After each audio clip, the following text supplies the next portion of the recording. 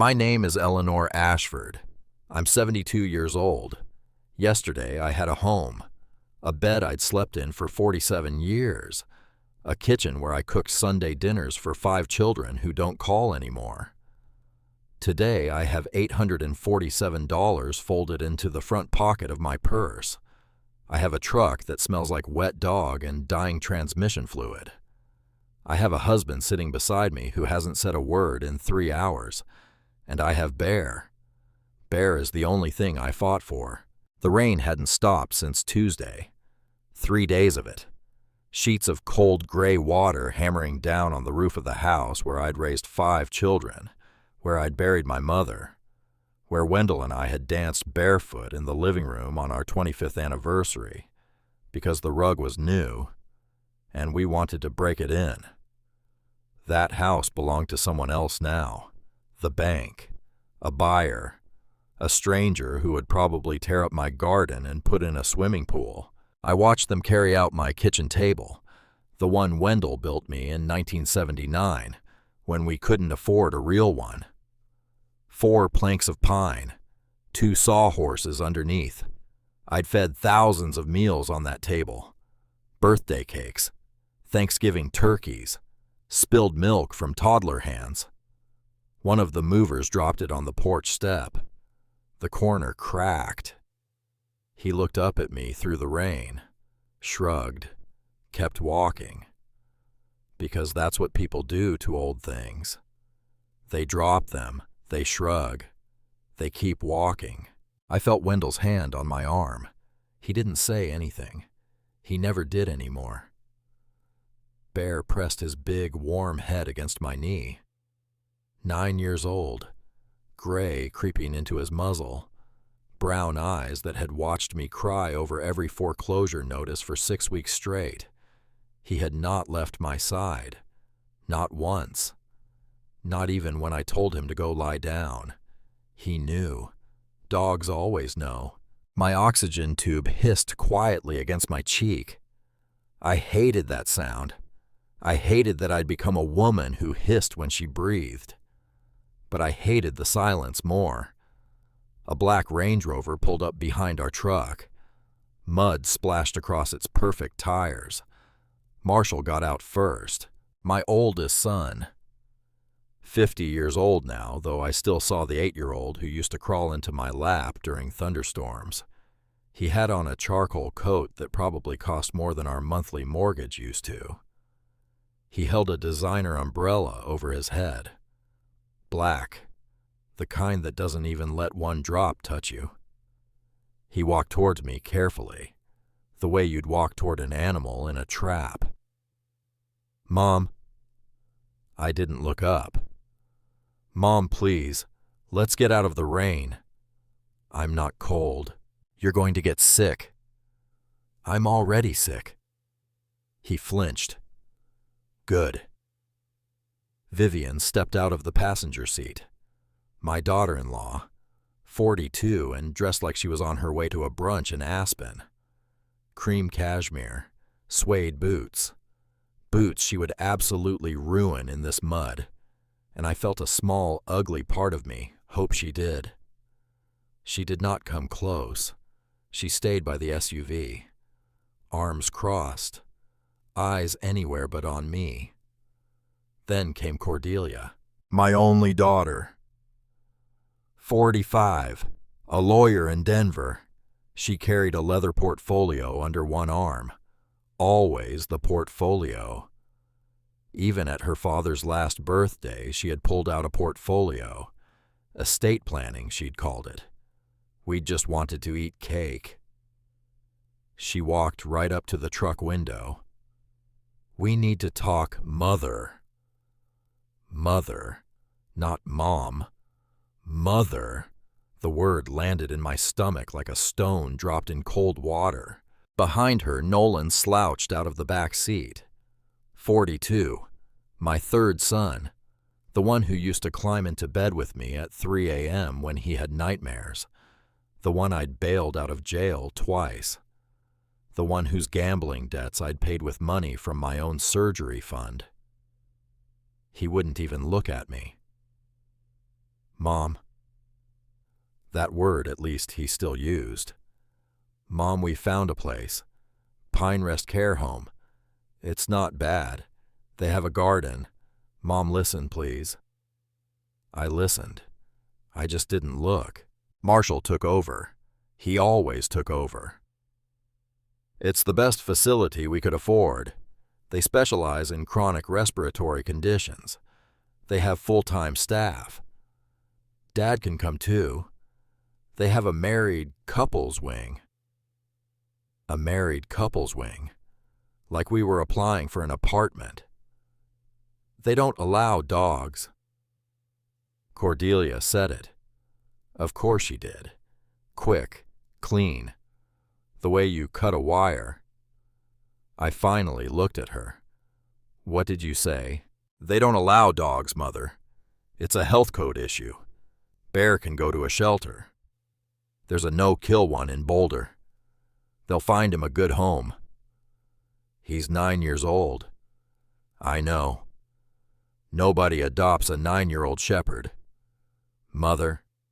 Cordelia. It's not about the dog. It is, though. It really isn't. Bear, hearing his name, lifted his head and looked between us. His tail thumped once against my leg. He was trying to figure out if this was a moment to wag or to growl. I scratched behind his ears. It's okay, buddy. It's not okay. But it's okay. That's the kind of lie a mother tells. Vivian sighed loudly from across the gravel. She thought we couldn't hear her. We could hear her. Honestly, Marshall, can we just get this over with? My boots are ruined. Marshall closed his eyes for half a second, the way he used to when he was a teenager and I'd asked him to take out the trash. Vivian, please, in the car. I'm just saying, we've been out here for 40 minutes. In the car. She got in the car. I watched her go. I thought about every Christmas I'd cooked for that woman, every birthday card I'd mailed, every grandchild I'd babysat so she could get her hair done, every time she'd called me at 6 a.m. to ask if I could pick up dry cleaning because she was running late. Her boots were ruined. Cordelia opened her portfolio. Of course. There are some documents we need to sign before you go to Pinterest. Standard intake forms, medical releases, a few financial things to make the transition easier. What things? Mother, this is paperwork. It's not important. What things, Cordelia? She paused, just for a second, but I caught it. 45 years of raising her, I caught it. Power of attorney, medical decisions, financial decisions, just so we can help manage things while you settle in. While I settle in. Yes, into the place that doesn't allow dogs. Mother, where you've already decided I'm going. Mother, please. And then Vivian from the passenger seat of the Range Rover with the window cracked open 1 inch, because she needed air but didn't want her hair to frizz, said the thing. The thing I will hear in my head for the rest of my life. Just sign it, Eleanor. She forgets her own grandchildren's names anyway. It's the kindest thing. Silence. Even the rain seemed to pause. I turned my head very slowly. The oxygen line dragged against my cheek. What did you just say? Vivian's mouth opened, closed. Marshall said something to her that I couldn't hear and didn't need to. She rolled the window up. The expensive kind of window that rolls up silent and slow like a guillotine. Cordelia was still holding the portfolio. I looked at my daughter. I really looked at her. How long, Cordelia? How long what? How long have you been telling people I have dementia? Mother, that's not. How long? She didn't answer. Marshall did. Mom, listen. It's not like that. We just wanted to make sure that if anything happened, we could step in. We talked to a doctor. He agreed it was reasonable to start documenting some signs. What signs? You forgot Vivian's mother's birthday last year. I stared at him. Vivian's mother and I have never met. Mom. Marshall. I have never met her. You forgot that you forgot. You can hear yourself, can't you? He couldn't, actually. That was the worst part. He genuinely couldn't. I turned to Cordelia. How many months? Mother. How many months? She lifted her chin, the same chin she'd lifted in 4th grade when she stole my lipstick and got caught and decided to lie anyway. 4 months. 4 months. 4 months of my own daughter building a legal case against my mind. 4 months of doctor's notes and quiet phone calls and signatures I never gave. 4 months of being talked about in past tense by people I had bled to keep alive. I think a part of me died right there in the front seat of that truck. But another part of me, a part I didn't know, was still in there. A part I hadn't heard from since I was a girl. That part woke up. Bear felt it. He always felt me first. He sat up tall in the seat between Wendell and me, ears forward. A low sound starting in his chest. Not a growl exactly. A statement. I put my hand on his shoulder. It's okay, Bear. Mom, please, just sign the forms. No. Mom. No, Cordelia. You don't have a choice. I do, actually. Wendell finally moved. He had been so still for so long, I think Marshall had forgotten he was even there.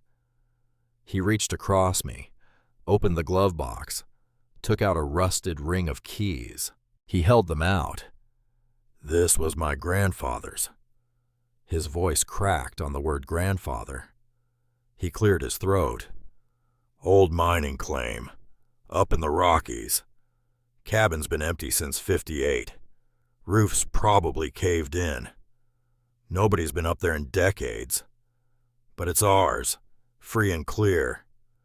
The deed's been in a safety deposit box my whole life. Marshall stared at him. Dad, what are you talking about? We're going there. Dad, we're going there with Bear. Dad, Mom needs medical care. Eleanor. Wendell turned to me. His eyes were very tired and very blue and very awake. Eleanor, do you want to go to Pinarest? I shook my head. Do you want to give them power of attorney? I shook my head. Do you want to give up our dog? I made a sound that wasn't quite a word. Wendell turned back to our children. Then we're going to the mountain. Marshall threw up his hands. It's October. There's already snow up there. You'll freeze to death. Maybe. Dad, maybe we will, son. But we'll do it together. The 3 of us. The 3 of us. Me, Wendell, Bear. That's what we were now. A family of 3. Cordelia closed her portfolio. Her knuckles were white. Fine. Fine. Fine, Mother. Go play pioneer. Go freeze in a cabin. We'll come collect what's left of you in the spring. She turned to walk away. I rolled my window down. The rain hit my face. I didn't care. Cordelia. She stopped. She didn't turn around. I want you to remember something. A pause. What? I carried you for 9 months. I worked the night shift at the textile mill until my water broke. Did you know that I stood at a sewing machine for 10 hours the day you were born? I dropped you off at school every morning for 12 years. I sat outside your law school dorm and watched you sleep through your window the night before your bar exam because you said you were too nervous to be alone. She was very still. And it took you 4 months to take my name off my own life." She didn't answer. She got in the Range Rover. They drove away. The rain kept falling. Wendell put the truck in drive. Bear leaned against my shoulder. We rolled out of the driveway of the house that wasn't ours anymore.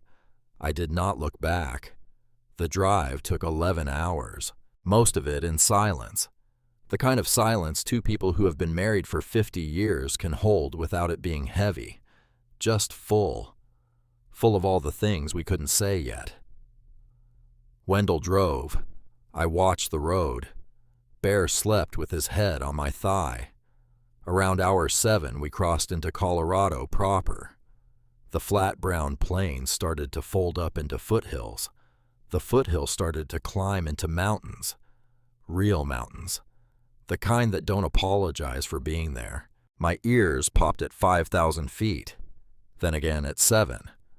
Wendell pulled over at a gas station outside a town I couldn't pronounce.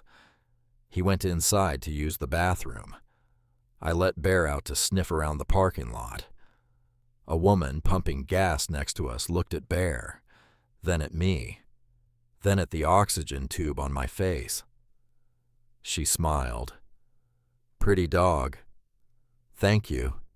He yours." I almost laughed. The first laugh of the day. "Yes." "Lucky," she said. She didn't say lucky dog. She said lucky, like maybe she meant me. I cried in the bathroom of that gas station for a full 3 minutes. Quiet, hands gripping the edge of the sink, watching myself in a smudged mirror under a flickering yellow light.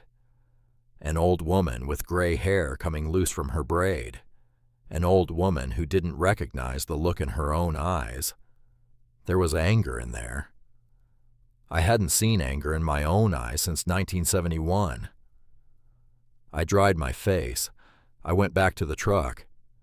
I didn't tell Wendell. We kept driving. The road got narrower. The trees got taller. The light got thinner. By the time we hit the dirt road that would take us up to the cabin, it was full dark. The truck's headlights swung across the trunks of lodgepole pines, so tall I couldn't see their tops. The cold pressed in through the windows. I tightened the blanket around my legs. Wendell slowed the truck. "Eleanor." Look." The headlights caught a sign. Hand-carved wood. Half-rotted. Letters faded but readable if you tilted your head. Hawthorne Hollow. St. 1952. Below it in smaller letters almost gone population varies. Bear sat up. He whined. Low and soft. Wendell drove past the sign. The truck climbed for another mile. Headlights bouncing off rusted equipment, and the dark shapes of buildings that used to be buildings. A church with no roof. A general store with no walls. A row of miners' shacks leaning against each other like drunks at last call. A ghost town. That's what our son had sent us to. A ghost town. I felt Wendell's hand find mine in the dark. "It's worse than I thought, Elle." "I know. I'm sorry." "Don't. I'm so sorry." "Wendell, don't. Don't you dare." He didn't. The road ended at a clearing. In the middle of the clearing stood the cabin. The headlights washed over it slowly, like the truck itself was scared to look. Half the roof had collapsed inward. Snow had drifted in through the hole and piled across what used to be a living room. The front porch sagged in the middle. 2 of the windows were shattered. The third was just gone. There was no door. There was a doorway. The door itself lay flat in the dirt beside the steps, its hinges still attached, like it had given up mid-sentence. For a long minute, nobody said anything. Then Bear barked. Sharp. Once. He shoved past me, jumped down out of the truck before I could stop him, and ran. "Bear." He didn't go into the woods. He didn't bolt for freedom. He ran a circle, a wide, slow, deliberate circle around the cabin, nose to the ground, tail straight out behind him, like a soldier walking a perimeter. He stopped at the back of the property, stared at something I couldn't see, then trotted back to the front, sat down at the bottom of the porch step, and looked at me. His eyes said it's safe. I started to laugh. I couldn't help it. It came out wet and broken, and it scared Wendell a little. I could see it on his face, but I couldn't stop. "He's checking the house for us, Wen." "I see that. He's making sure it's safe." "Yeah. Our dog is smarter than our children." Wendell stared at me, then at Bear, then at the cabin. Then he laughed too. We laughed in that truck for maybe a full minute, the crazy kind of laughing you do when there's nothing else left. Then we got out into the cold and went inside. It was worse inside. The collapsed section of roof had let in not just snow, but everything else. Leaves, pine needles, animal droppings from at least 4 different species by my count. A whole nest of something in the corner, where the wood stove used to stand upright. The stove itself was tilted on its side, the pipe disconnected and lying across the floor like a fallen sword. The kitchen sink had separated from the wall and now sat on the floor. There was a calendar on the wall. May 1971. I walked over to it, touched it gently. The paper was so dry it almost crumbled under my finger. Somebody had been here in May of 1971. Somebody had hung this calendar, maybe made a cup of coffee, maybe planned a garden. And then they had left, and nobody had come back for 52 years, until us. Wendell brought in our 2 suitcases and the bag of dog food and the small cooler of canned goods. He set them down in the middle of the floor and looked around. "Elle, yeah, I don't know what to do." He had never said those words to me. Not once. Not in 50 years of marriage. Not when our son was in the ICU at age 6. Not when the mill closed. Not when his father died. I walked over to him. I put my hands on his chest, right over his heart. I could feel it pounding under my palms. "Wendell Ashford." He looked at me. "You listen to me, Wendell Ashford." "Eleanor, we raised 5 children on factory wages. We buried both our mothers. We survived the recession. We survived your mother-in-law for 36 years, which honestly should count twice." A small laugh from him, just a breath of one. "We are not going to be killed by a roof." "Elle, we are not." "Okay, say it." "We are not going to be killed by a roof." "Good." Bear barked. He was standing at what used to be the back door, pawing at it, whining. "Bear, honey, not now." He barked again, louder. He looked at me with such intention I felt my breath catch. Wendell saw it too. "He wants us to follow him. In the snow.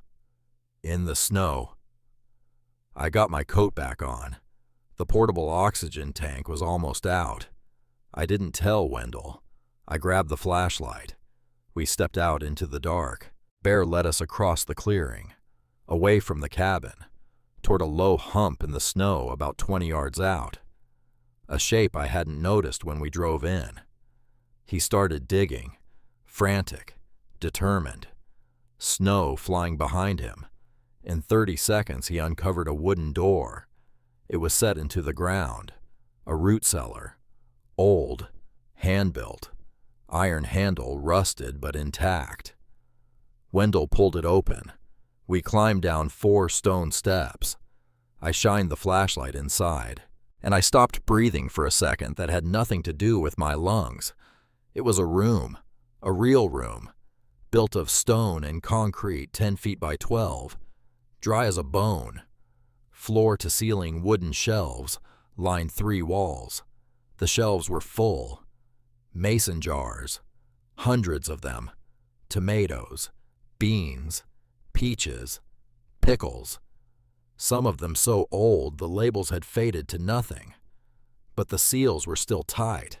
A small propane heater, 2 full tanks beside it, a neat stack of firewood, split and dry, an oil lantern, a box of matches in a tin to keep them from getting damp, a wool blanket folded on a shelf, and on the back wall, carved into the stone with what must have been a chisel and a great deal of patience, were 2 letters and a year. C.A. 1958. I touched the carving with my fingertips. Wendell? Yeah. Whose initials are these? He came closer, brought the flashlight in. He stared at the wall for a long time. That's my grandmother. That's my grandmother Connie. Connie Ashford. Constance.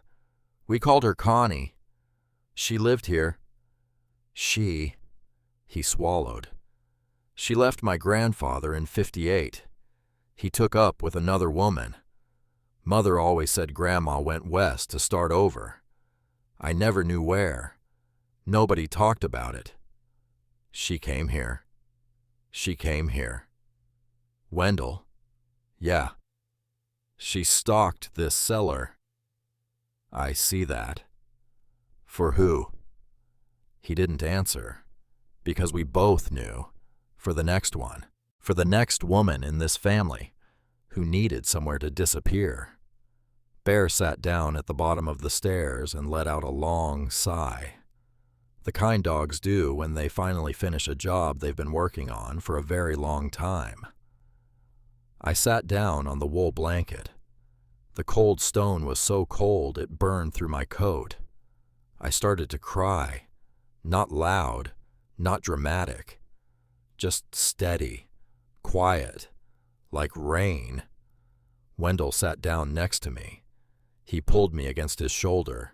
Bear pressed against my legs. L. What is it? I shook my head. I couldn't say it for a minute.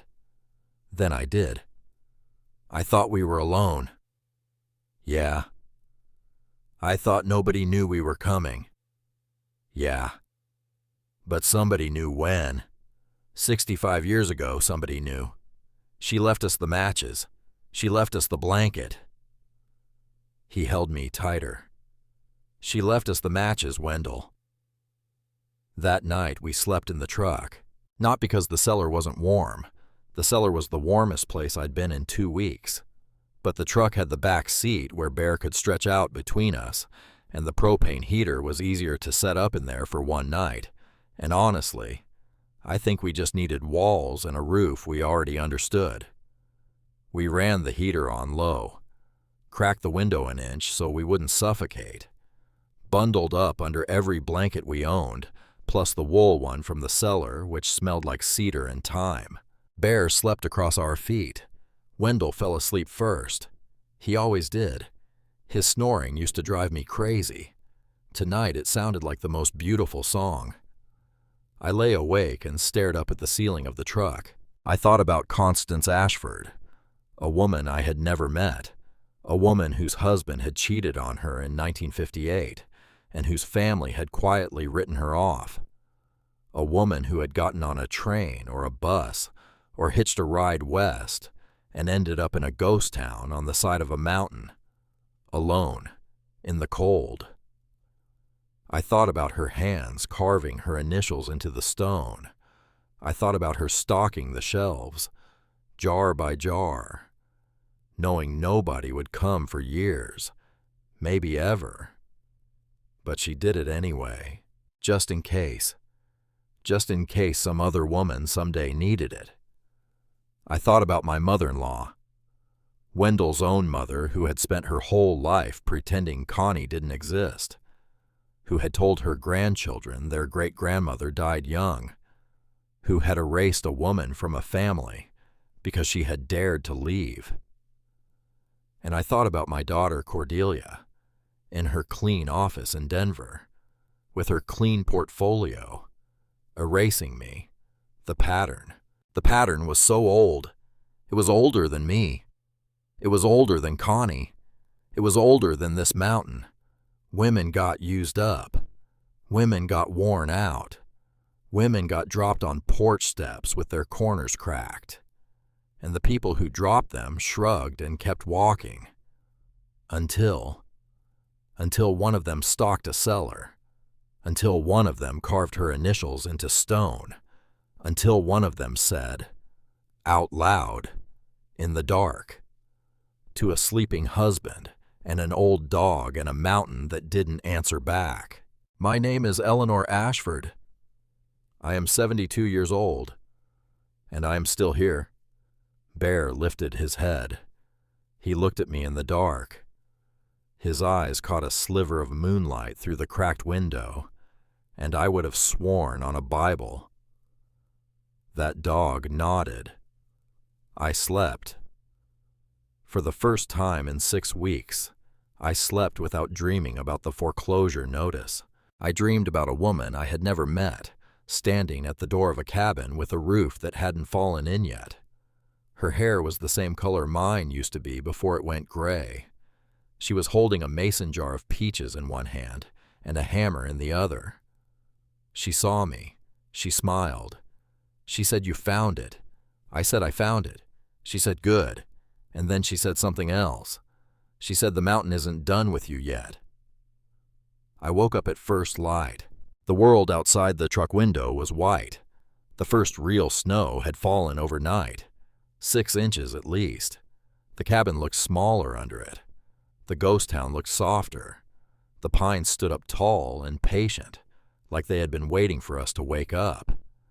Bear was already awake, sitting up in the seat, staring out the windshield at something on the mountainside. His ears were forward.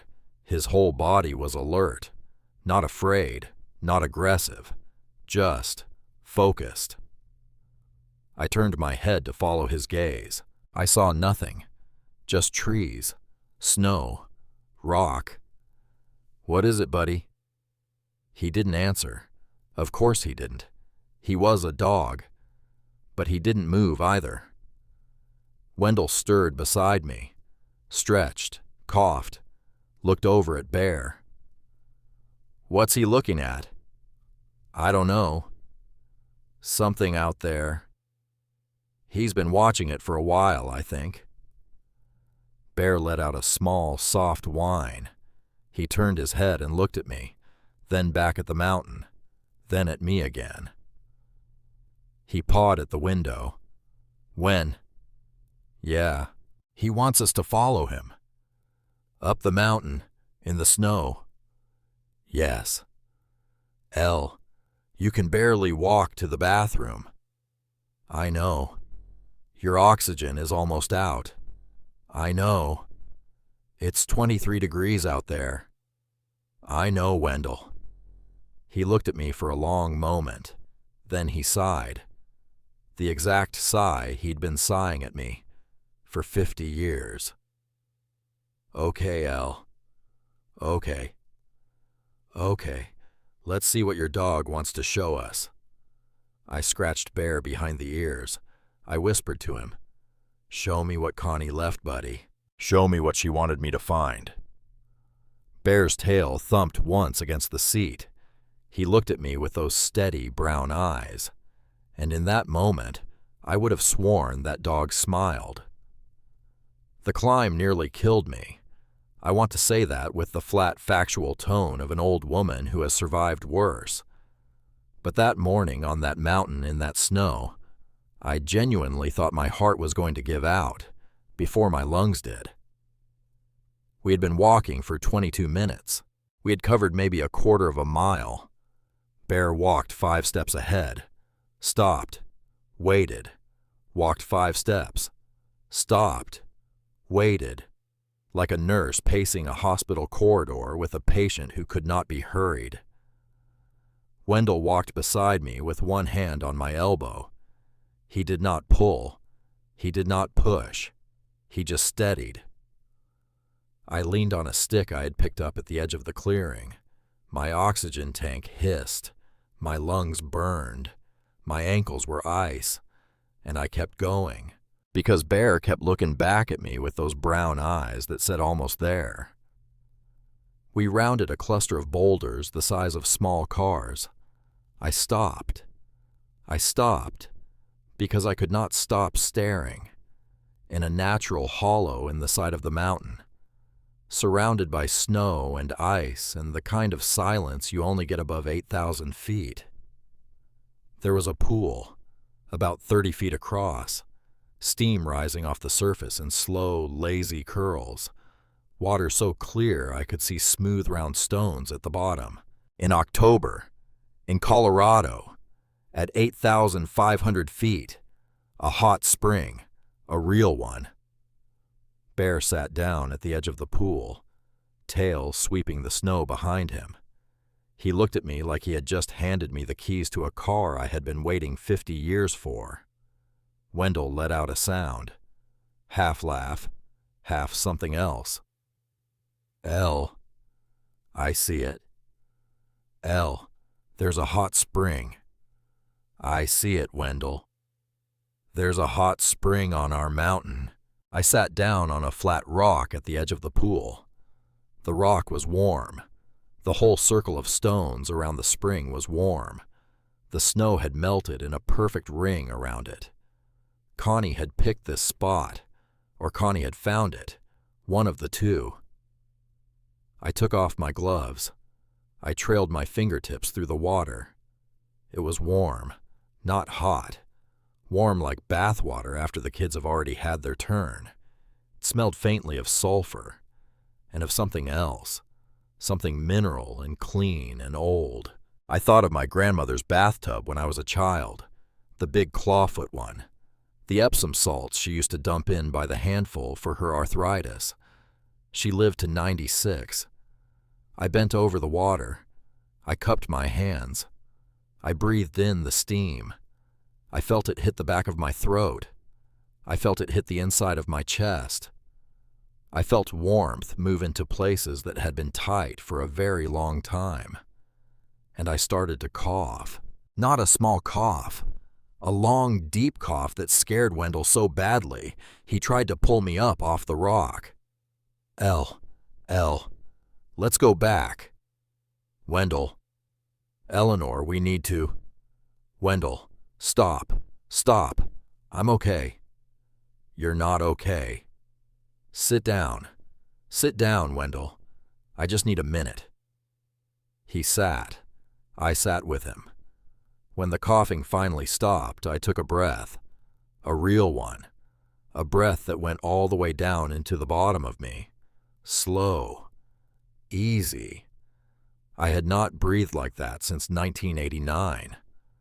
I started to cry, not because anything was wrong, because for the first time in a long time, I could feel my own lungs doing the thing they were supposed to do without having to fight for it. Bear pressed his head into my lap. Wendell put his hand on the back of my neck and held on like I was floating away. We stayed at that spring for an hour. I sat with my feet in the water up to my ankles, then up to my knees. Wendell rolled my pant legs up like I was a kid at a creek. He sat next to me with his old boots off his pale feet in the water, and he kept looking over at me like he was afraid I'd disappear. I would have laughed, but laughing still hurt a little. Bear dug in the snow off to one side. He dug, and dug, and dug. We were watching him idly, the way you watch a dog who is doing dog things. Then Wendell said, "Elle, what is he doing?"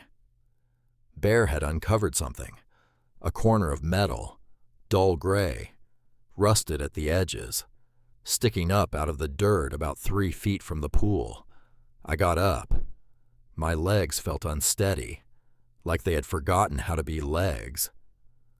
I made my way over. I knelt in the snow. I brushed the dirt away with my bare hand. Letters, stenciled in black paint, faded but readable.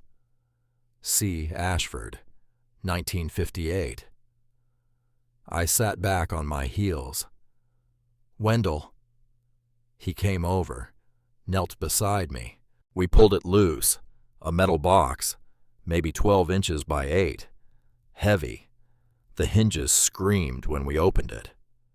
Inside, wrapped in oilcloth that had been new in another century, a leather journal, folded papers, geological surveys, a topographical map of the mountain with the spring marked in red pencil, and a photograph, black and white, a woman about 40, hair pulled back from her face, wearing trousers and a flannel shirt, standing next to this exact spring, smiling, tired, strong. At her feet sat a German shepherd, brown and black, big head, ears forward, same dog as Bear, same exact dog. Wendell flipped the photograph over, in faded blue ink and a slanting, careful hand, Constance and Rex. Hawthorne Hollow, spring of '58.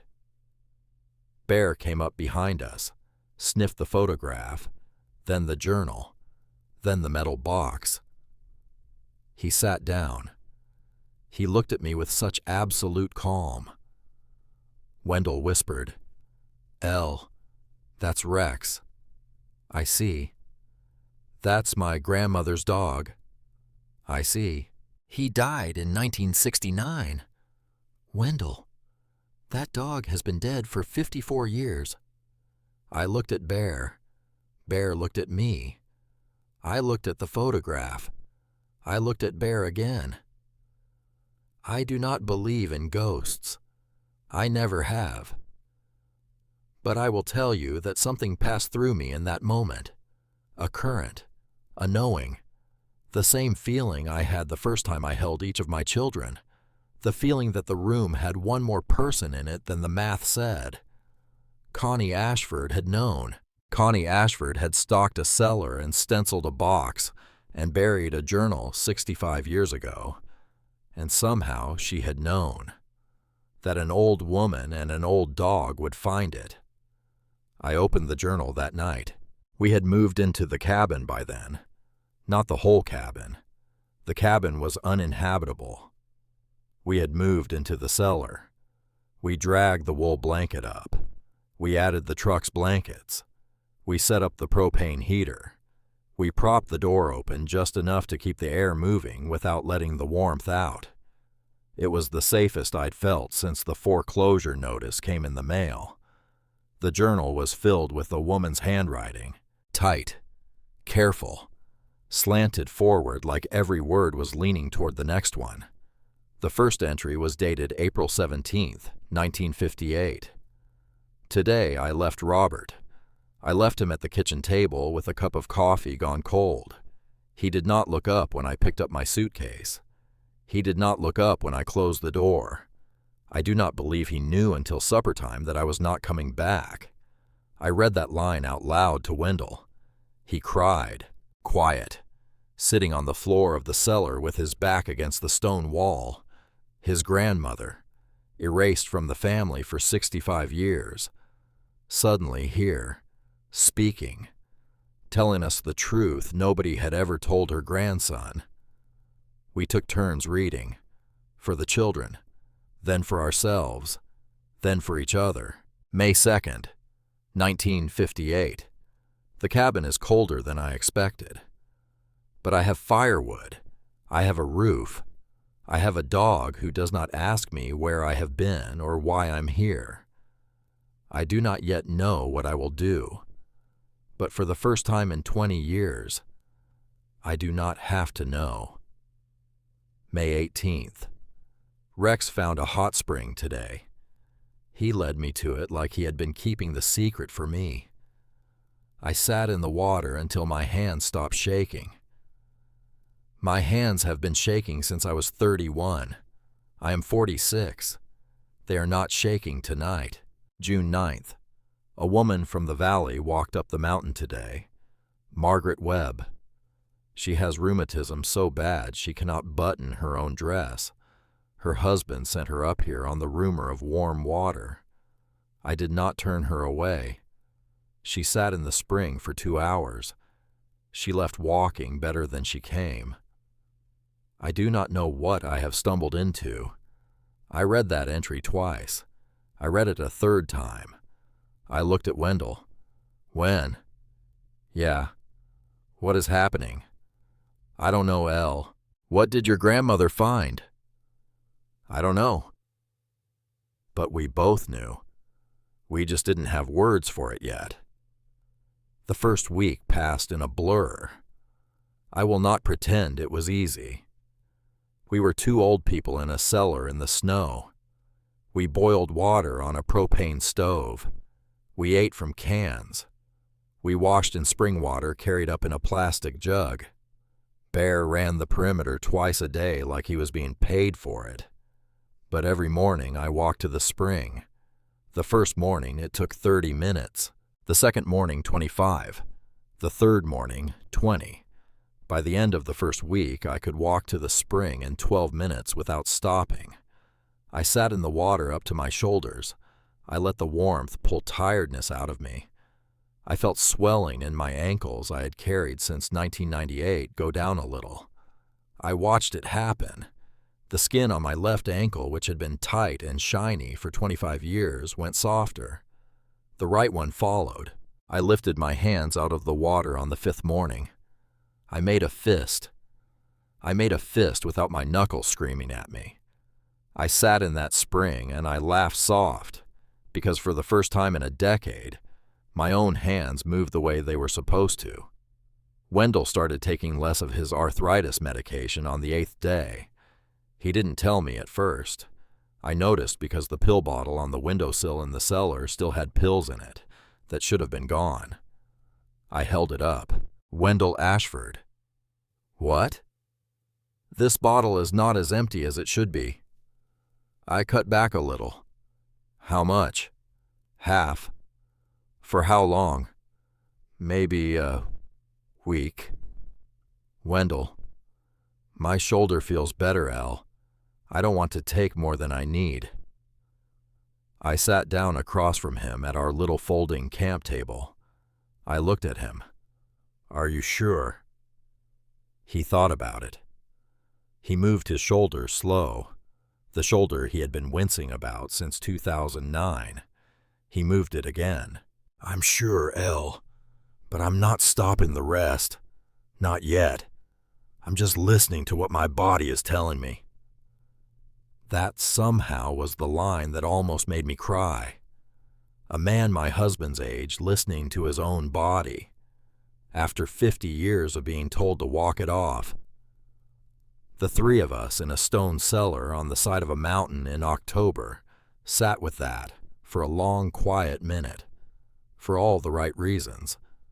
The second week I started writing in the journal myself. I picked up where Connie left off. 65 years later. I wrote my own date at the top of a fresh page. October 28th. My name is Eleanor Ashford. I am 72 years old. I am Wendell's wife. He is your grandson. I found your cellar. I found your spring. My breathing is easier. I am not promising anything, but it is easier. I wrote a little every night. I wrote about the way Wendell had started whistling while he worked something he had not done since the mill closed in 1992. I wrote about Bear, about how he stood guard, about how he led, about how some mornings I would look up from my coffee and find him staring at me with that absolute knowing in his eyes, and I would wonder how a creature with no words could be so loud. I wrote about my children only once, that first week, October 31st. They have not called. Of course they have not called. There is no cell service up here. They would not call anyway. I'm trying not to think about them. I am trying very hard. I am failing. I closed the journal that night and did not write about them again for a long time. By the third week, Wendell had cleared the collapsed section of roof. By the fourth week, he had patched it with corrugated tin he scavenged from the old mining structures down in the ghost town. By the fifth week, we had moved out of the cellar and into the cabin proper. The cabin was rough. The floor sagged in 2 places. The windows were patched with plastic sheeting. The wood stove worked, but smoked if you didn't open the flue exactly right. But it was ours. We had a bed. We had a table. We had a door that closed. Wendell built me a small bench beside the wood stove out of 2 boards and a sawhorse. He didn't know I'd seen him working on it. When he finished, he stood it up and motioned me over. "For your books, El." "My books. You were always saying you wanted a reading nook in the old house." I had said that.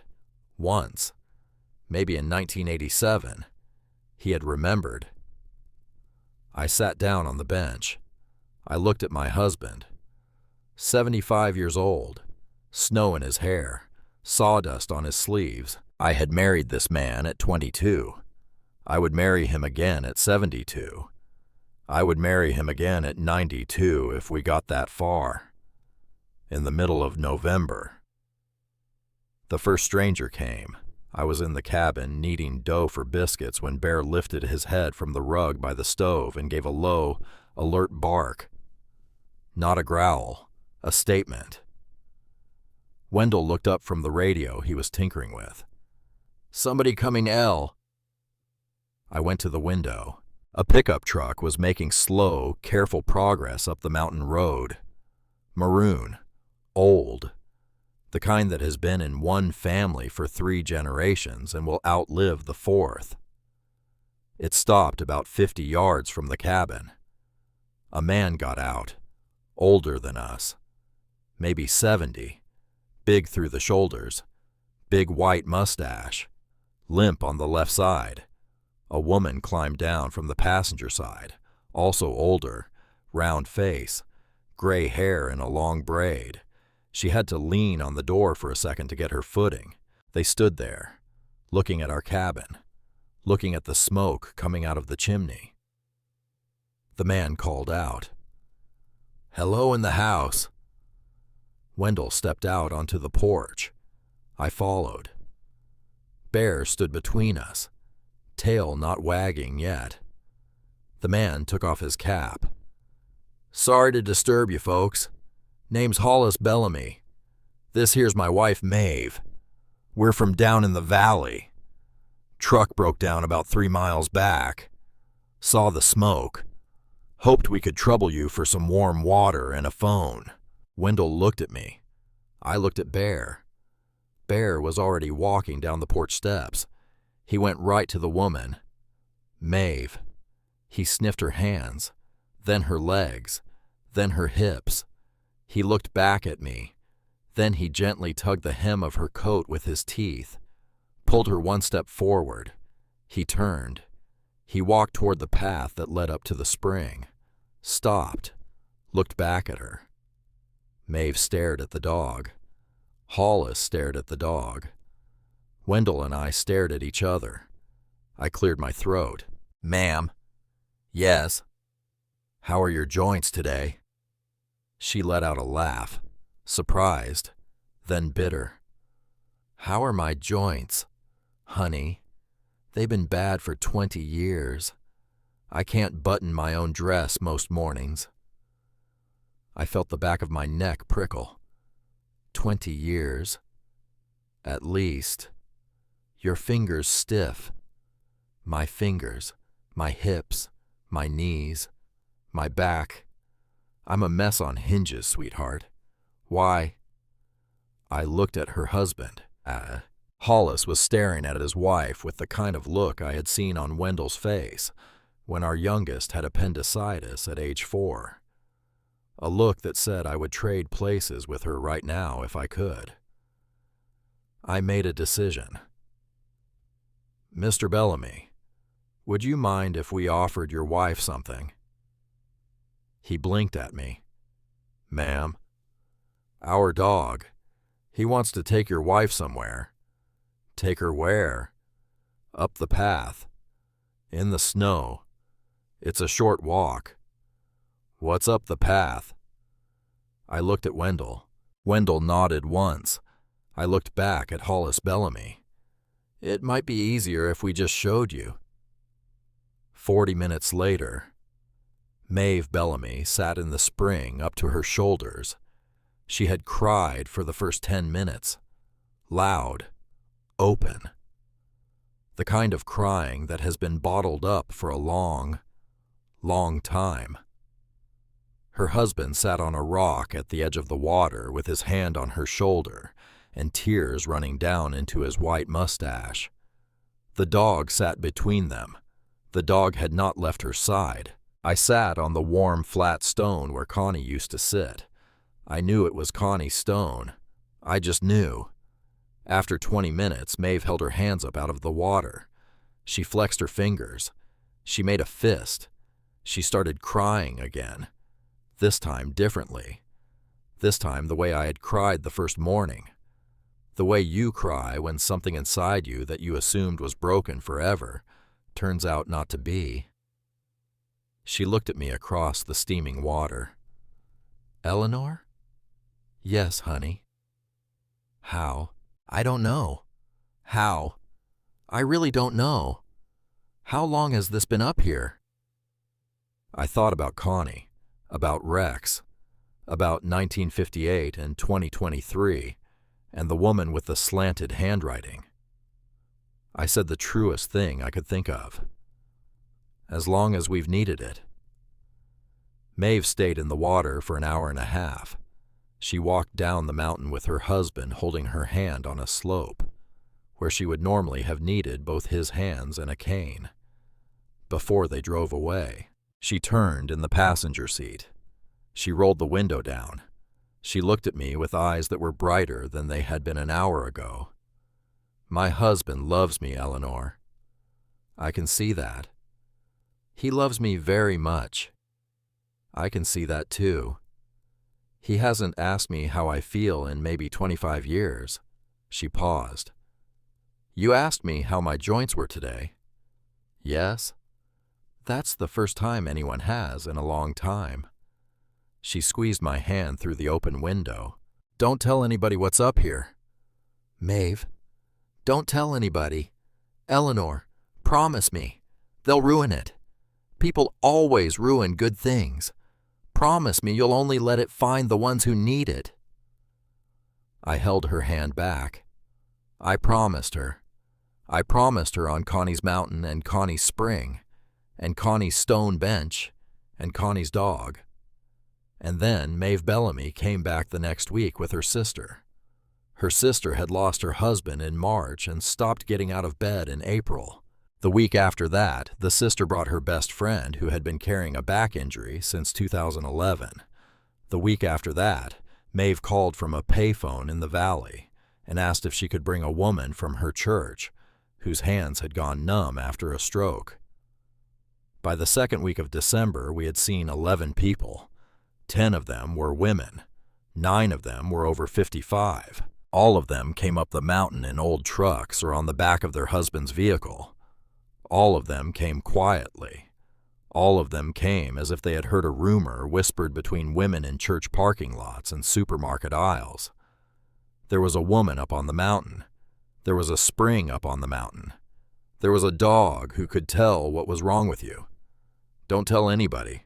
It came to find you.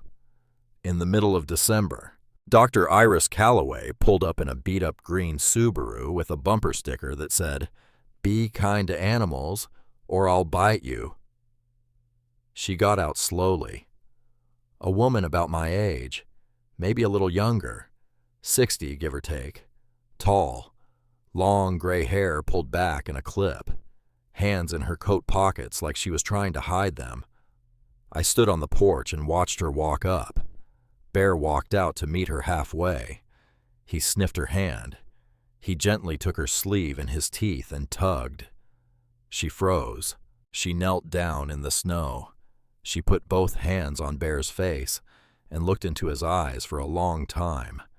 Then she stood up, turned to me, and spoke. Hello, my name is Dr. Iris Calloway. I'm the veterinarian down in Crestone Valley. I have been listening to the strangest rumors I have ever heard in 35 years of practice, and I drove up here today because I have rheumatoid arthritis in both hands, and I am about to lose my license because I can't hold a scalpel anymore. I stared at her. She stared at me.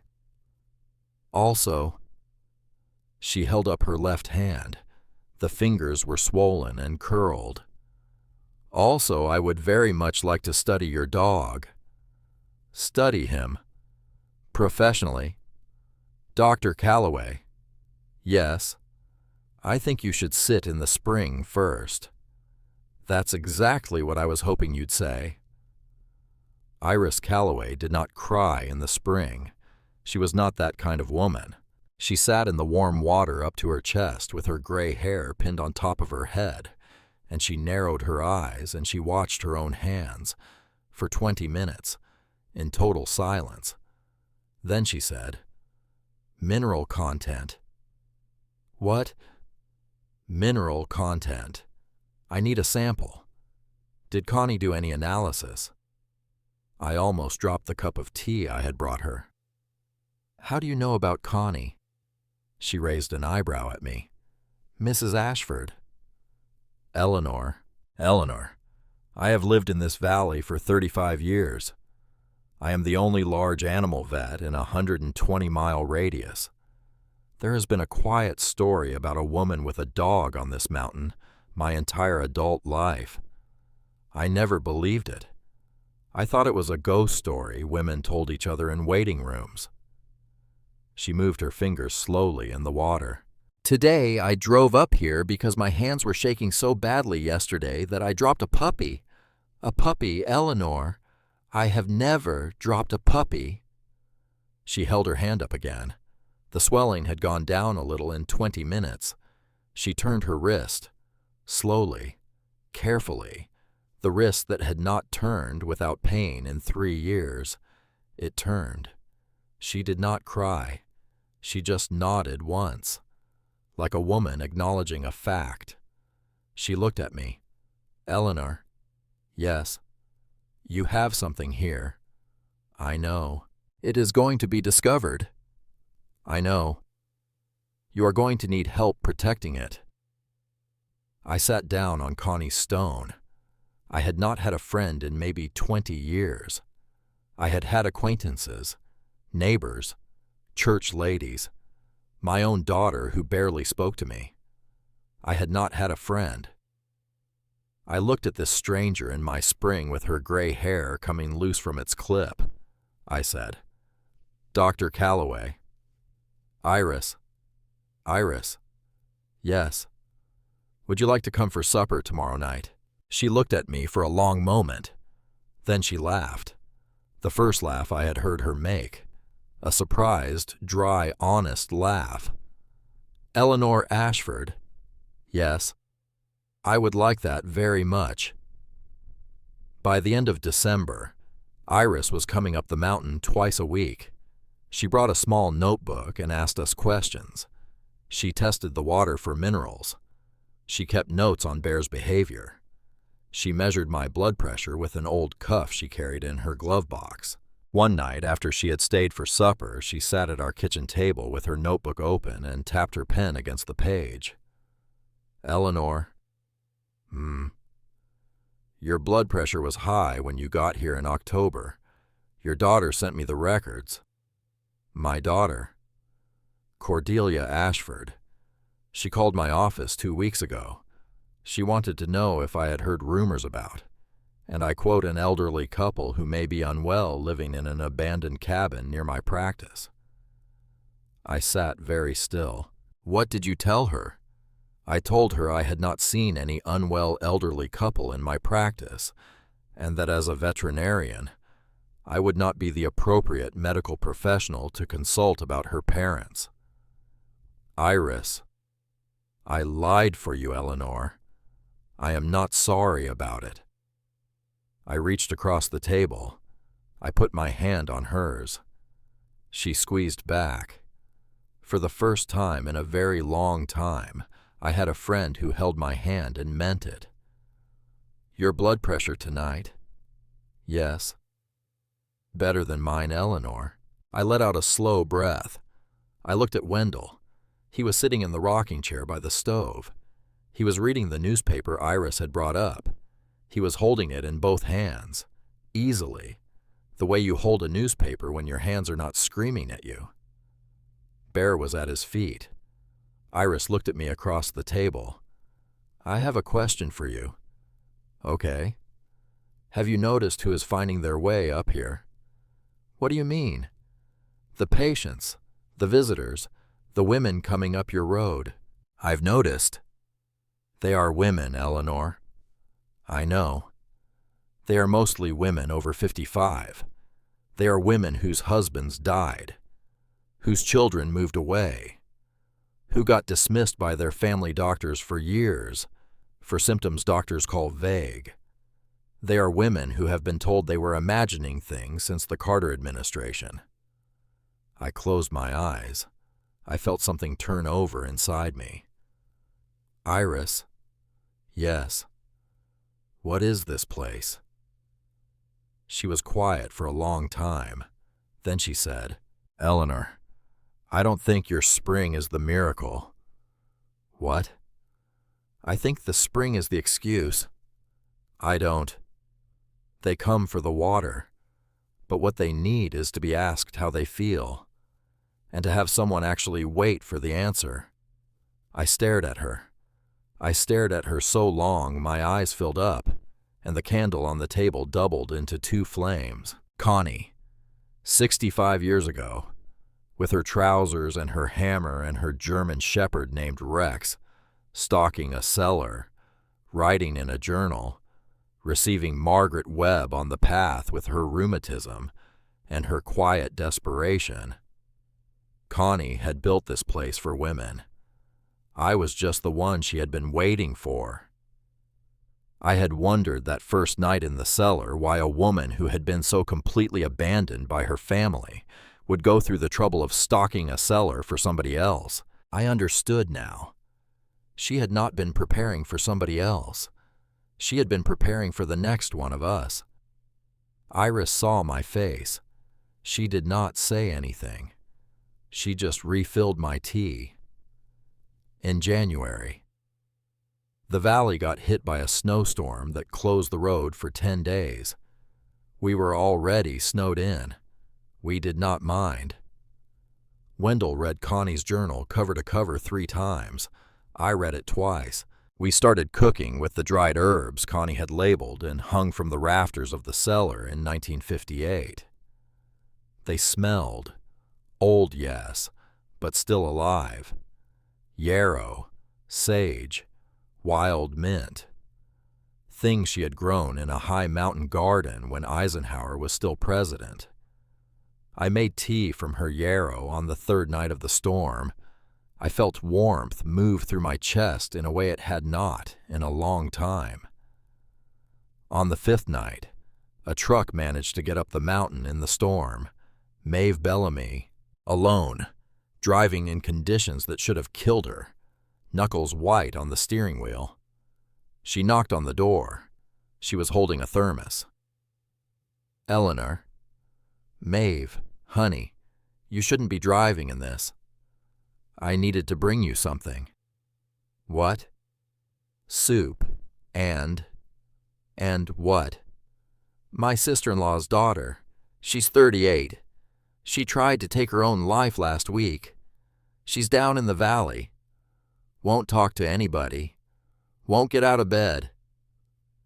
Maeve's voice broke. I told her about you. Maeve. I told her, Eleanor.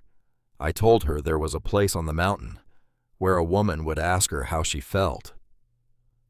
I let her in. I sat her down by the fire. I poured the soup she'd brought into a bowl and gave it back to her with the lid open. I said, Bring her up. As soon as the road clears, bring her here. Maeve started to cry into her soup. I looked at Wendell.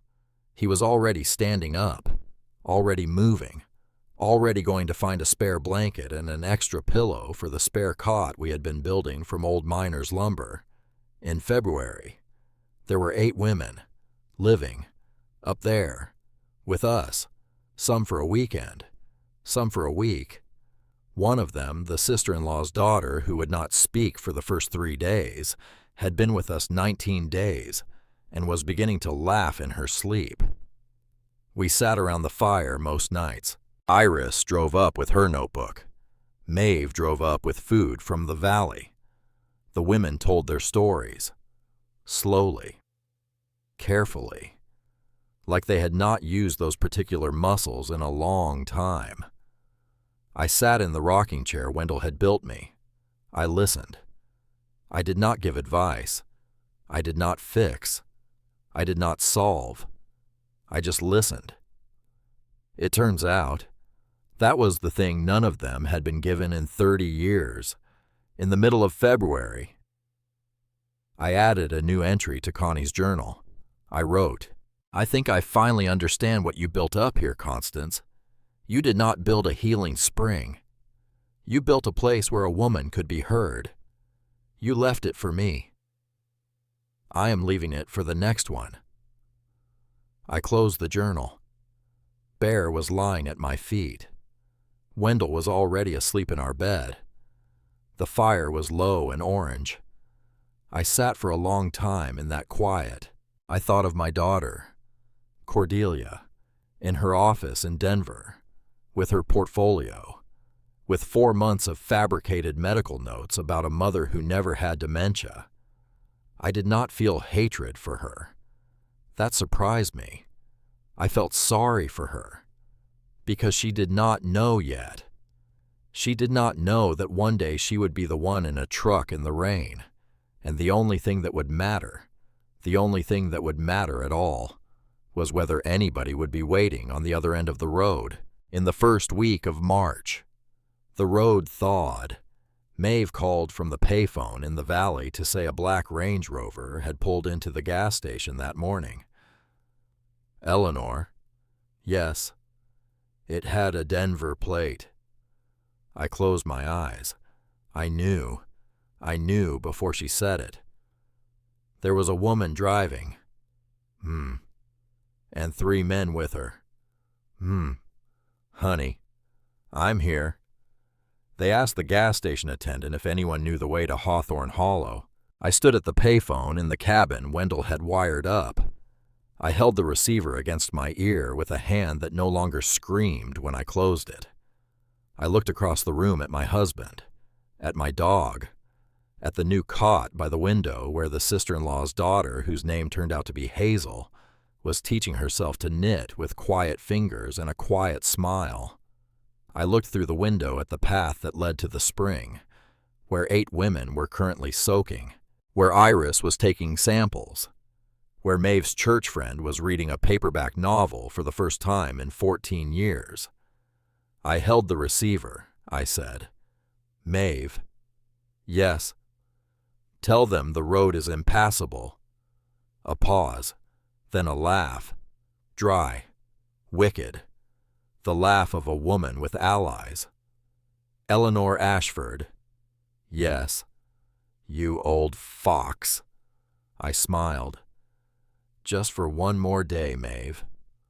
Honey, just give me one more day to figure out what I want to say to my own children." She promised. She hung up. I stood in the kitchen of a cabin on the side of a mountain in March. I looked at my husband. I looked at my dog. I looked at the women warming themselves around my fire. I said out loud to nobody and everybody, "They're coming." Bear stood up from the rug. He walked to the window. He looked out at the road below.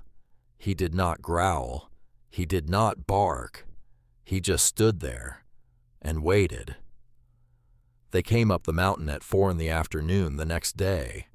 I saw them from the kitchen window. Black Range Rover, mud halfway up the doors, going slow on a road that did not want them. Behind it, a silver SUV I didn't recognize. Behind that, A small red sedan that had no business being on this road in March. 3 vehicles. 4 months of silence. And now, 3 vehicles. I dried my hands on my apron.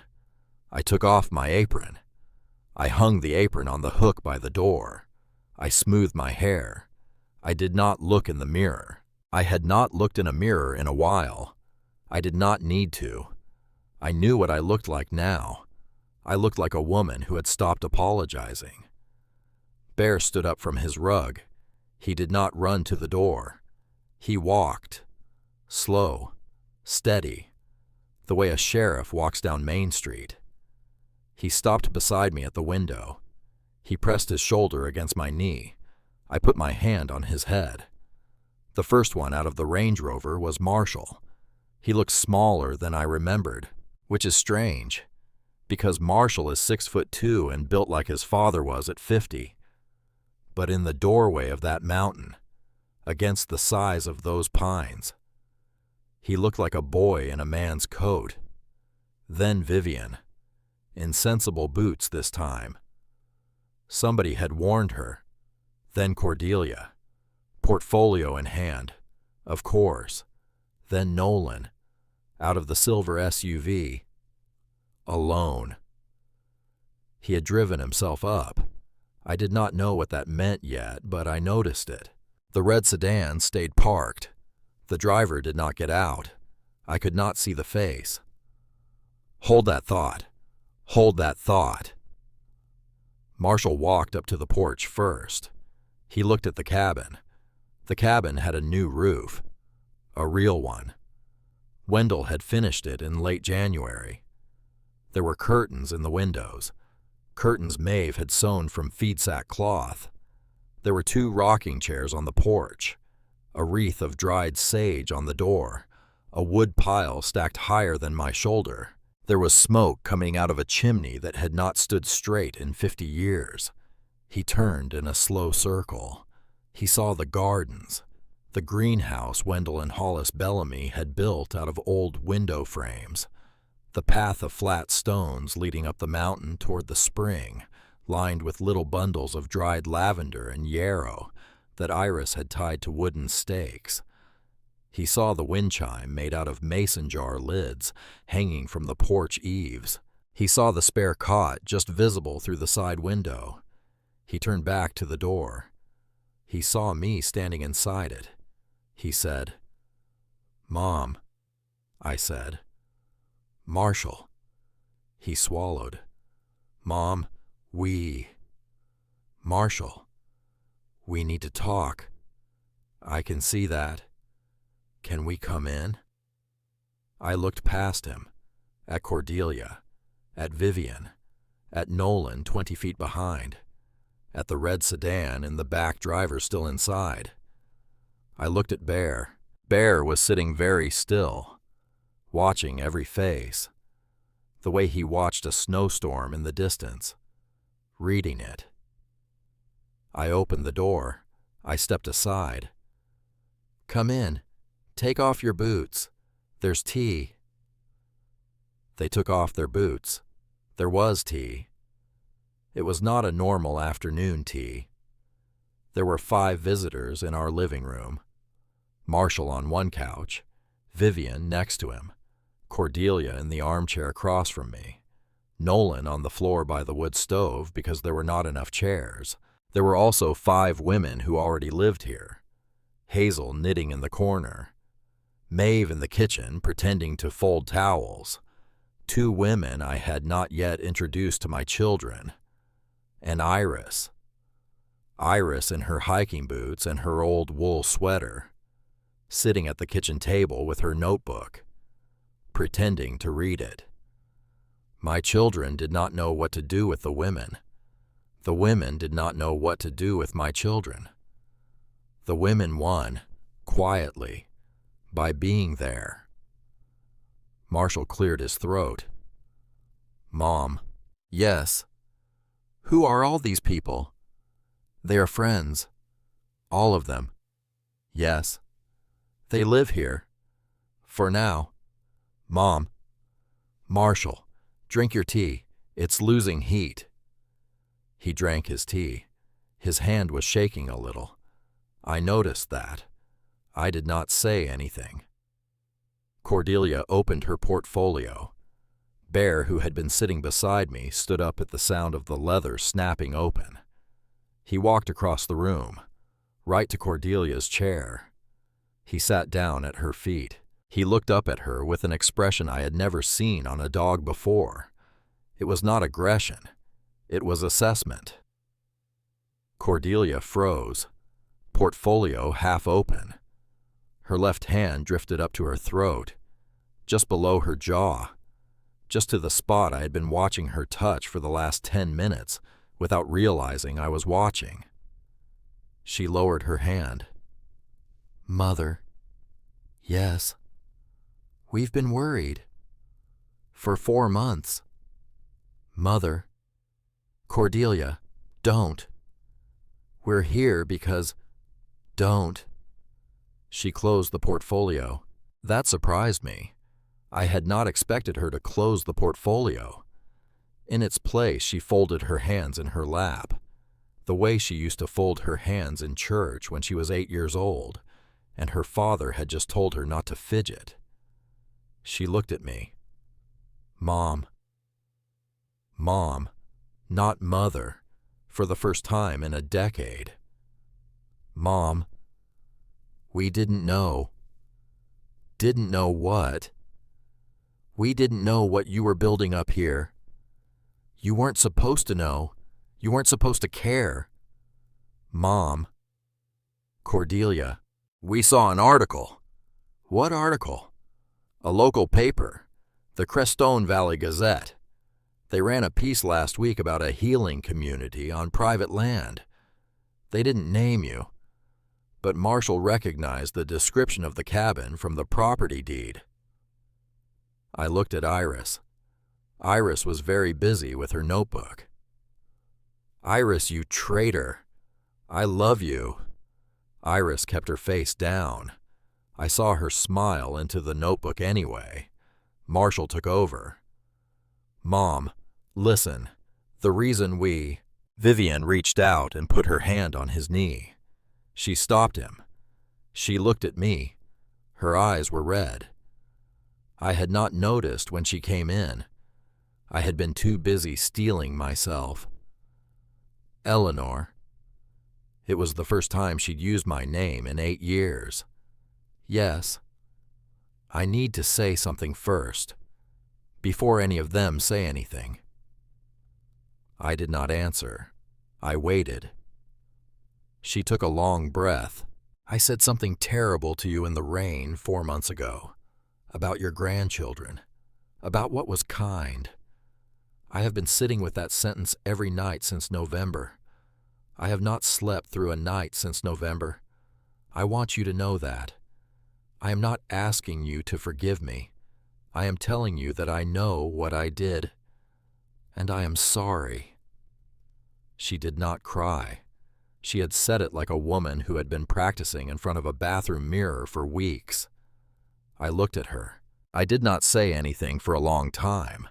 Then I nodded once. Just once. She nodded back. That was enough for now. Marshall took a breath. We came up here to apologize, Mom. The room went very still. Hazel stopped knitting. Maeve stopped folding towels. Iris closed her notebook. The 2 women I had not introduced sat down on the floor by the fire because there were no more chairs and looked at my son the way you look at a deer you weren't expecting. I did not say anything. I just looked at him. Mom, I want you to know, we did not come up here to take anything from you. We did not come up here for the spring. We did not come up here for the property. We came up here because... His voice broke. He did not try to fix it. Because Vivian went looking for you on a Tuesday. Vivian beside him started to cry, silently, the kind of crying expensive women learn to do without ruining their mascara. She drove to the house, the new house, the buyer's house. She said she just wanted to see if anybody had heard from you. The buyers told her some woman had stopped by in February, asking about the previous owners. An old neighbor. The neighbor had said she'd been thinking about you. The neighbor had said, she had said. He stopped. What did she say, Marshall? He looked at his shoes. She said you were the only person on the block who ever asked her how she felt. The room held its breath. He kept going. And Vivian came home and she told me. And I went into the bathroom. And I sat on the floor. And I cried for an hour and 12 minutes.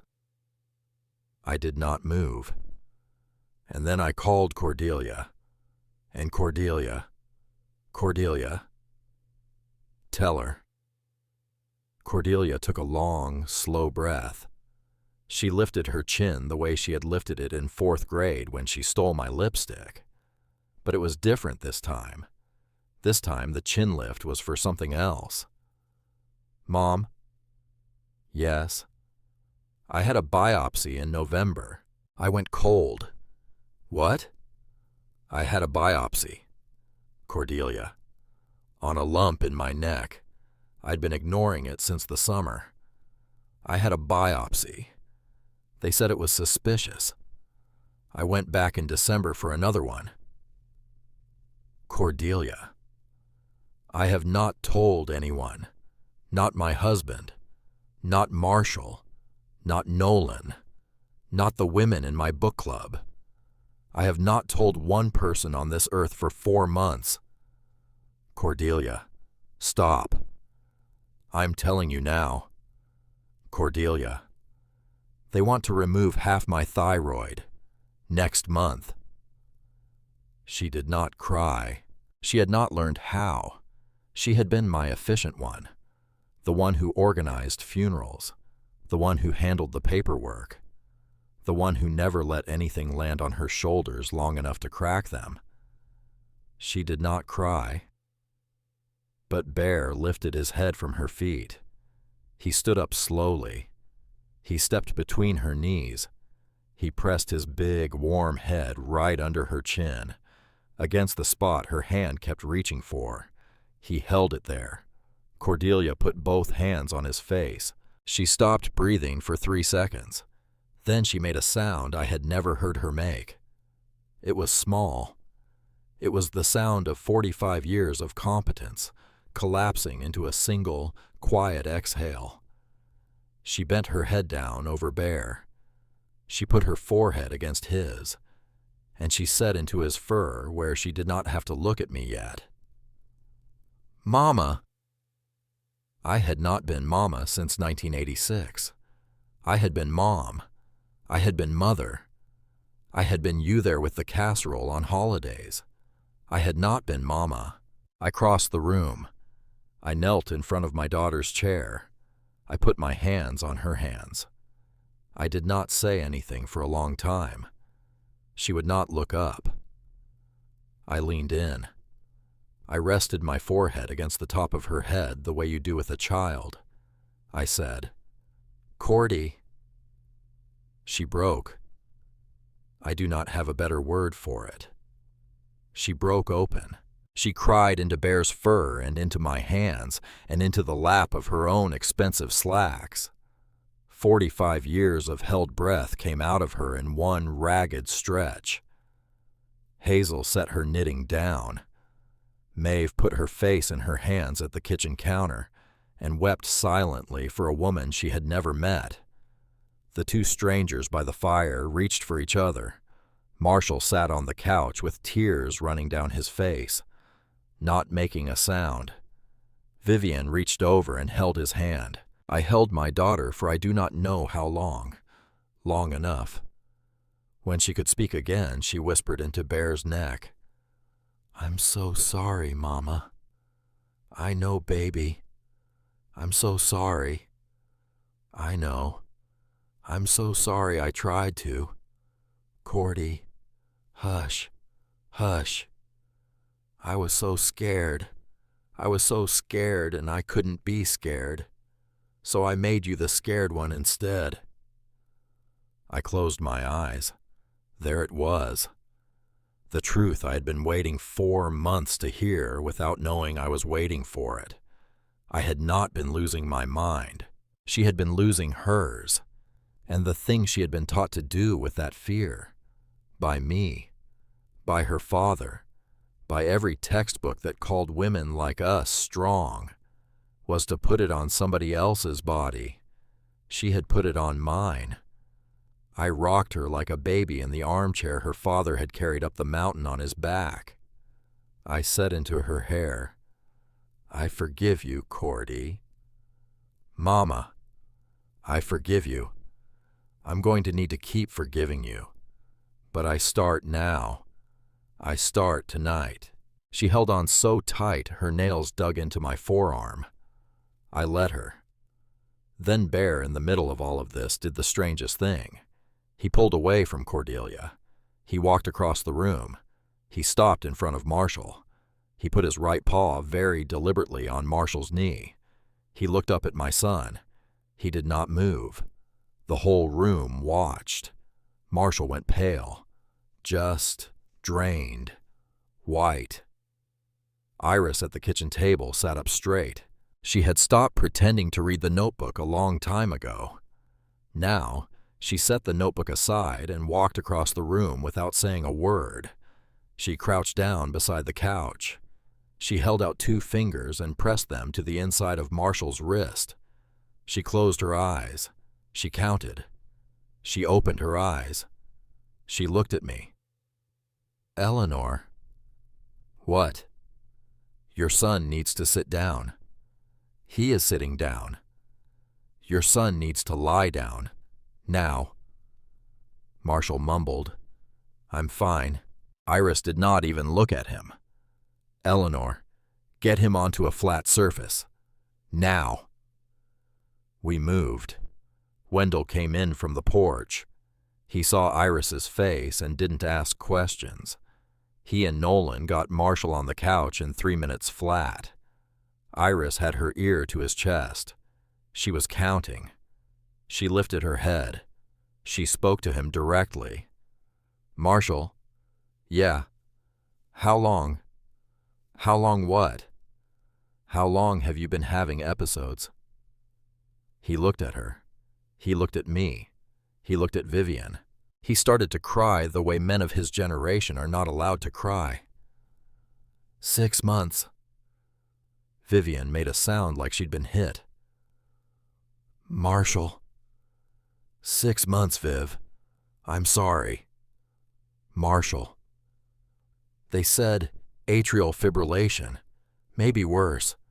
They wanted to do another workup. Marshall. I didn't tell you because you were stressed about the kids and the renovation, and I just... You just what? I didn't want to be a burden. Iris stood up, wiped her hand down her face. She looked at Bear. She looked at me. She said, "That's why your dog walked over there." I shook my head slow. I didn't know. Not until just now. You really didn't. I really didn't. Iris let out a long breath.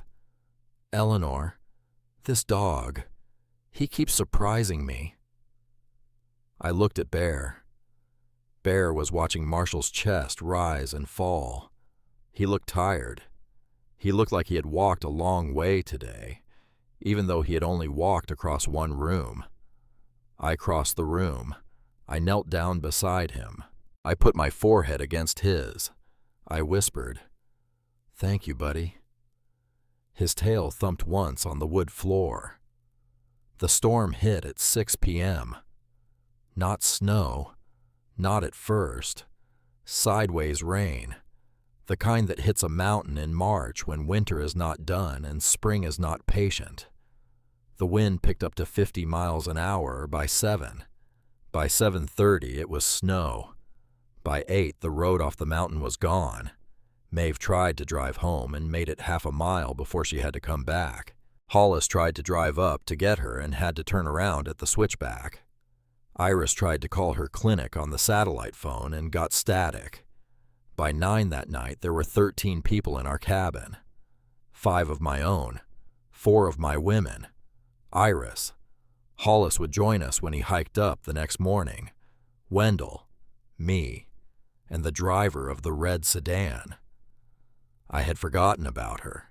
In the rush of Cordelia and Marshall and the storm, I had forgotten about the third car, the one whose driver had never gotten out. Vivian saw her first, a small figure in her teens, standing at the edge of the porch in a thin coat that had no business being on this mountain in this weather, soaking wet. Vivian looked at her. Vivian, who had once complained that her boots were ruined while I was being thrown out of my own home, opened the door without hesitating. She said, "Come in. Right now. Come in." The girl came in. She was shaking so hard she could not speak. Vivian wrapped her in the wool blanket from the rocking chair, pulled her to the fire, knelt down in front of her and started rubbing her hands between her own. "What's your name, honey?" The girl whispered something. "Honey, I can't hear you." The girl tried again. I'm Sutton." I dropped a mug. It hit the wood floor and bounced. Did not break. Cordelia looked up from where she was still sitting in the armchair holding her own hand. She said, "Sutton." The girl in the wool blanket looked up. Cordelia stood, slow, like her body was figuring out something her mind already knew. She walked across the room. She knelt down in front of the soaking wet stranger by the fire. She stared at her. She said, "You followed me." Sutton nodded. She was 12, I realized. 12 years old in a thin coat she had taken from her mother's coat closet that morning. 12 years old with her mother's stubborn jaw and her father's eyes. I had not seen her since she was 8. Cordelia had stopped bringing her to family events when the marriage started failing. Cordelia had stopped bringing her anywhere. I had not seen this child in 4 years. She had snuck into the back of the Range Rover at the last gas station, then transferred to the red sedan when they switched vehicles. The red sedan belonged to my son-in-law, Cordelia's husband, who had no idea his car had been stolen at 5 in the morning by a 12-year-old. Sutton looked at me. She looked at Bear. She looked at her mother. She said, "Grandma," I said. "Hi, baby." "I needed to find you." "I know. Mom kept saying you were sick. But I checked your Facebook last summer and you didn't look sick." I almost laughed. I almost laughed because of course it was a 12-year-old who would have actually looked. Cordelia put her hand over her mouth. Sutton reached out from the wool blanket. She took Cordelia's other hand. She said to her mother, "It's okay if you're sick too, Mom. I just want to know where everybody is." Cordelia stared at her daughter. I stared at my granddaughter. Bear walked over. He pressed his head into Sutton's lap. She let go of her mother. She put both arms around the dog. She cried into his fur the way Cordelia had cried an hour before, and the way I had cried into Wendell's shoulder 100 years ago, and the way Connie had probably cried into Rex's neck in the spring of 1958. 3 generations of women, crying into the same dog's family line. Iris, standing behind me with her notebook in her hand, whispered, "Eleanor." "Yes." "That dog. I will study that dog until the day I die." The storm lasted 4 weeks.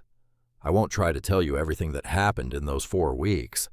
I would need another book. Some of it is too private to write down even now.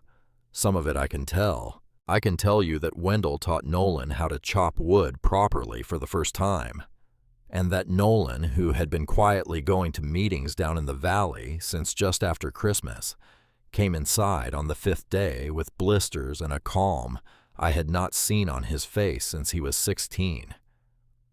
I can tell you something else about Nolan. On day 11 of the storm, I found him sitting on the back step at 4 in the morning, smoking. Just one. He had not smoked since 2009. He was looking out at the snow. I sat down next to him. I did not say anything. After a long minute, he said, "Mom." "Yes." "I owe you $23,000. "Nolan?"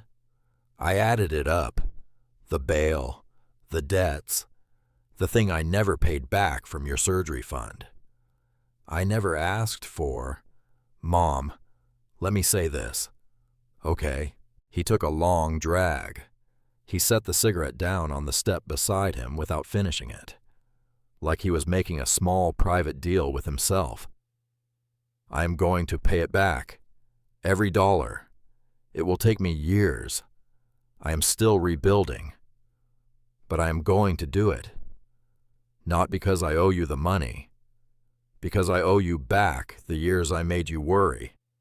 I did not answer for a while. I just put my hand on the back of his neck, the way I used to when he was 6 and could not sleep. He leaned into it. He did not pull away. That was enough for that night.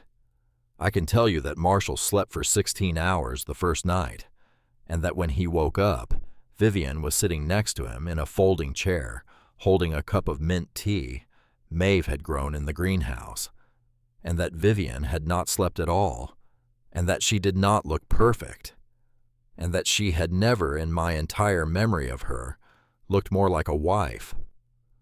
I can tell you that on day 6, Sutton asked me if she could see the spring. I can tell you that I took her. I can tell you that we walked up the path in 2 feet of fresh snow with Bear breaking trail in front of us, that she held my hand the whole way, that she was wearing a coat of hazels that was 3 sizes too big, that her cheeks were red, that she was 12 years old and on a mountain in a snowstorm with a grandmother she had not seen in 4 years. I can tell you that we did not get in the water. I can tell you that we sat on Connie's warm stone, and I told her about Connie, about 1958, about Rex, about the calendar that said May of 1971, about the hammer and the journal and the metal box. I can tell you she listened the way only 12-year-old girls can listen, which is to say, like the world had been built specifically to deliver this story to her. When I finished, she said, "Grandma." "Yes, baby." "Was Connie my great-great-grandma?" "She was." "Did anybody ever tell me about her?" "No." "Why not?" "I thought about that for a long time," I said. "Because women like Connie make people uncomfortable, sweetheart. So we get erased." She thought about that. "Are you going to get erased?" "I almost did. By Mom. By a lot of people. Mom was just the most recent." She was quiet. Then she said, "I won't let them." I almost broke. I held it. I said, "What?" "I won't let them erase you, Grandma. I'll write down everything. I'll write down all of it. I have notebooks. I have a Google Drive. I'll keep it." I closed my eyes. A 12-year-old with a Google Drive. That is how the line was going to keep itself alive, through a 12-year-old with a Google Drive. I laughed and I cried at the same time on Connie's warm stone in the middle of a snowstorm, and Bear pressed his big, tired body up against my side. And I thought, "Constance Ashford, you old fox, you knew. You knew that one day a girl was going to come up this mountain with a smartphone and an attitude, and that she was going to write your name down somewhere they couldn't get rid of it. You were just waiting for her." The night before the storm broke, the cabin was quiet. Marshall and Vivian were asleep in the spare room. Nolan was on a cot by the wood stove. Cordelia and Sutton were curled up on the pull-out couch with Bear between them. The other women were in the bunkhouse. Wendell and Hollis had finished in January. Wendell was reading by lamplight at the kitchen table. I sat by the fire. Iris was sitting across from me with her own cup of tea. She said quietly, "Eleanor, this is going to keep growing. I know. You're going to need protection. Legal, financial, real protection. The kind that survives you." "I know. I've been thinking about it." "Iris." "Yes. I already started." She looked at me. "You did." "I had Maeve drive me to a lawyer in Crestone Valley in January. Before the snow, I established a foundation, Hawthorne Hollow Healing Foundation. Non-profit. I am the trustee. So is Wendell. So are you. I added you in January. I had not asked you yet. I was hoping you'd say yes." Iris set down her teacup. She looked at me for a long time. She said, "Eleanor Ashford." "Yes." "You sneaky old woman." "I learned from a sneakier one." She laughed. The dry laugh. The honest one. She said, "Yes, of course, yes. I would be honored." I looked over at the couch, at my daughter, at my granddaughter, at my old dog. I said, "There's one more thing." "Whose name?" "Bear's." "What?" "The lawyer helped me set up a pet trust. Bear is the protected animal. The trust holds funds set aside to maintain this place for him, for his care, for his line, for any future descendants of his that come back here." She stared at me. "You set up a pet trust?" "I did." "For your dog?" "For my dog." "That is allowed?" "It is allowed." "Eleanor." "Yes." "I love you." "I love you too, Iris." The storm broke on the 28th day. The road cleared. The rescue teams that had been trying to reach us for 2 weeks finally got their trucks up the mountain. They expected to find casualties. They found a family eating pancakes. The team leader, a man in his 50s named Frank, stood on our porch with his clipboard in his hand and his mouth slightly open.